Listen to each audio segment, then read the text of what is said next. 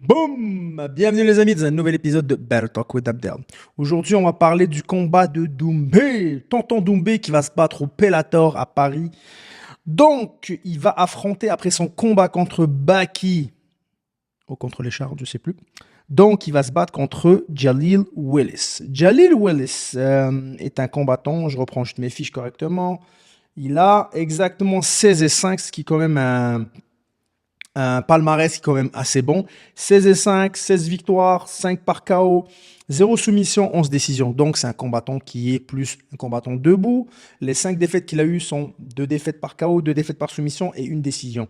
Donc dans l'ensemble de son parcours, il est quand même, on voit quand même qu'il est un bon combattant, qu'il a quand même une belle fiche, etc.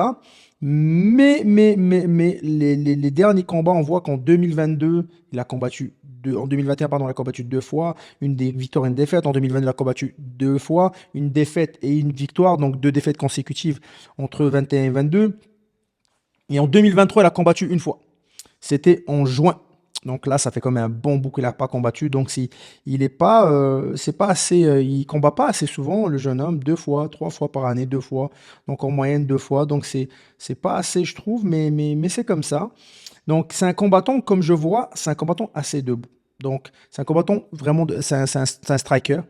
Il était ancien champion de LFA. LFA, c'est un championnat, on va dire, comme Bellator, comme l'UFC, etc. Mais c'est une plus petite ligue aux États-Unis qui est très respectée aux États-Unis.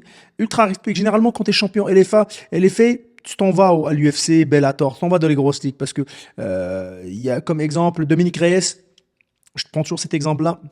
Il a été sélectionné, il a fait partie de la fine sélection pour le top 23 et il se retrouve à pas faire l'Ultimate Fighter. Il ne trouve pas en fait à faire le combat d'élimination et ça c'était drôle parce que on l'a pas fait. Quand je le vois, je lui dis qu'est-ce qui s'est passé? Il me dit ah, il me trouve pas assez bon. Je dis t'es sérieux?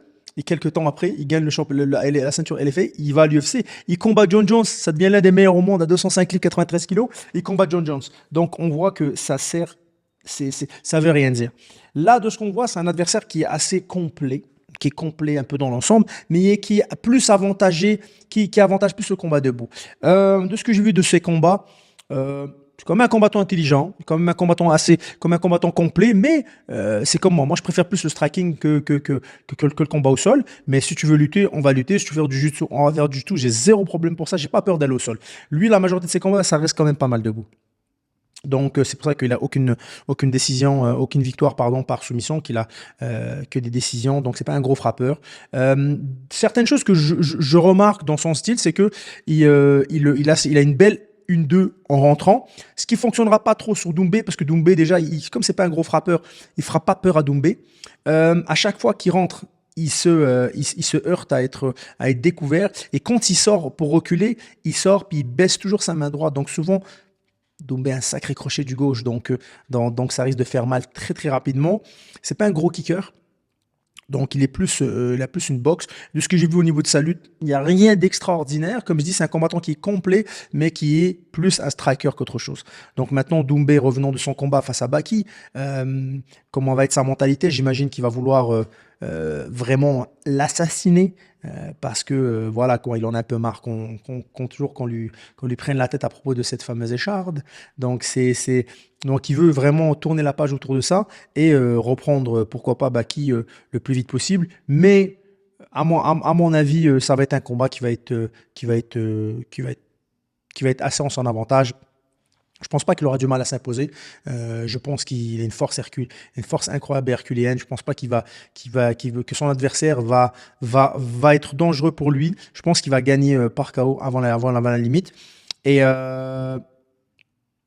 pour son futur, moi je pense qu'il devrait juste faire son bout de chemin et oublier l'épisode Baki. Parce que les réseaux là, les sommes astronomiques que Baki demande. Moi je pense que c'est plus de l'amusement qu'autre chose, parce qu'il n'y a personne qui va te donner cet argent-là. Mais donc, je pense que chacun devrait faire leur bout de chemin et se rencontrer beaucoup plus tard quand les deux auront un nom dans le MMA international. Pour le moment, c'était un petit combat national, mignon, mais voilà quoi. C'est un peu dommage que ça a fini comme ça a fini, mais je pense qu'ils devraient faire leur bout de chemin chacun de leur côté et puis au fur et à mesure, ben, en rediscuter et puis pourquoi pas faire revanche si on veut. Et là, il faut bien nettoyer le sol comme il faut et puis vraiment faire une sacrée guerre. Mais pour ce combat au Bellator, moi je pense que Cédric n'aura aucun mal à ramasser comme il faut Willis. Je pense que c'est pas un adversaire qui est dangereux pour lui, absolument pas. Je pense que c'est un bon adversaire pour revenir. Et puis voilà.